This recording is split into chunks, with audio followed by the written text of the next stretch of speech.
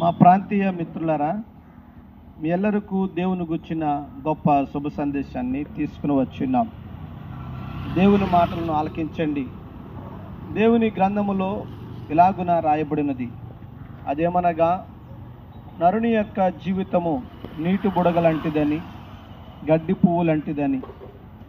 అవునండి, గడ్డి పువ్వు రంగురంగులుగా ఎంతో వైభవముగా కనపడును, కానీ అది 2 దినములు ఉండి అటు పిమ్మట ఎండిపోయి రాలును. నీటి బుడగ ఆయువు పరిమాణ కాలము క్షణము మాత్రమే. నరుని యొక్క జీవితము కూడా అటువంటిది, అల్పమైనది, నీటి బుడగ లాంటిది.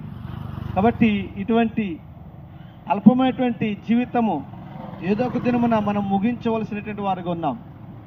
అయితే ఈ జీవితం ముగించిన తర్వాత శాశ్వతమైనటువంటి జీవితము దేవుని దగ్గర మనకున్నది. మనము దేవునితో సదాకాలము జీవిస్తాం. దానిని పరలోక రాజ్య జీవితం అంటాం. కాబట్టి మనము పరలోక రాజ్యములో జీవించాలి, దేవునితో సదాకాలము జీవించాలి. దేవుని గ్రంథం ఉంటుంది, అటువంటి జీవితాన్ని దేవుడు మనకి సిద్ధపరిచాడని.